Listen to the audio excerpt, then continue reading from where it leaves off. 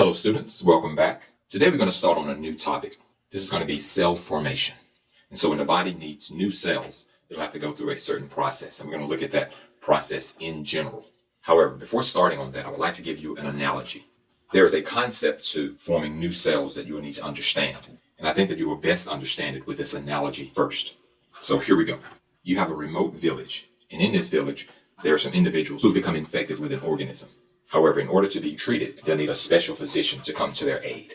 However, there are a few obstacles that will need to be overcome. The first being, there's a thick jungle through which the physician must traverse in order to get to the villagers. Secondly, there's a treacherous river that has to be crossed by the physician. Thirdly, there's a vast desert that has to be crossed by the physician. In order for the physician to reach the villagers, he will need aid by some others and some specialized equipment. And so you're going to need a few elements here in order to accomplish the task of saving the villagers.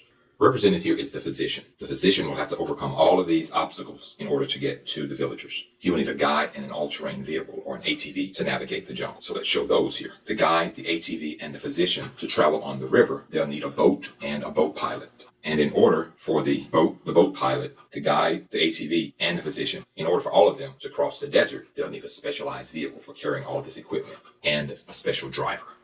And so this is the team that's been put in place to get the physician to the villagers.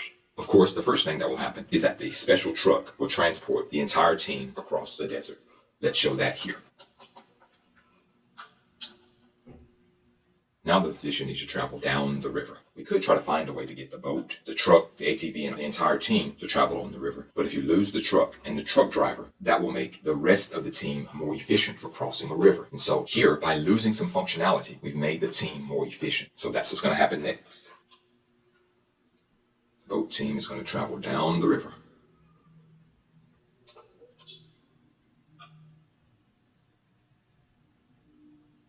And so we've overcome our second hurdle, which is the river. Now the physician still needs to traverse the jungle to make it to the village. We could try to take the boat driver or the boat pilot, the ATV, the guide, and the physician through the jungle. Two people could carry the boat and one person could drive the ATV, but that would not be very efficient. This team would be more efficient if we lose some functionality, and the loss of that functionality will make the remaining group more efficient. And so that's what we're going to do here.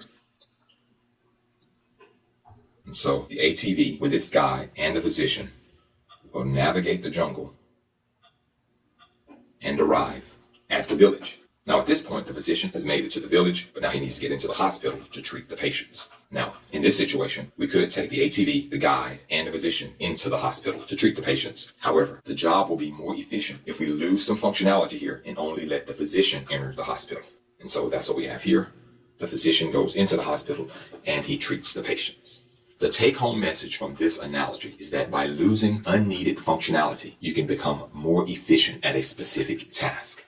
Again, by losing unneeded functionality, one becomes more efficient at a specific task. And we saw that all along here with our analogy. So I'm going to put that here, our message. This is the take-home message.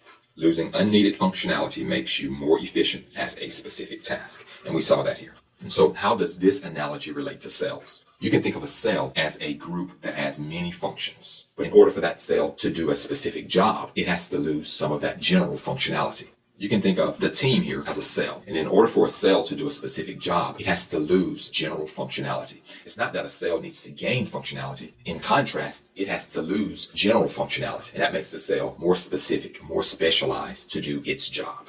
So that concludes our analogy on cell formation. Hopefully in the next lecture, this will all make more sense as we compare this analogy to the general formation of cells. That concludes this lecture. I hope that you've learned a lot.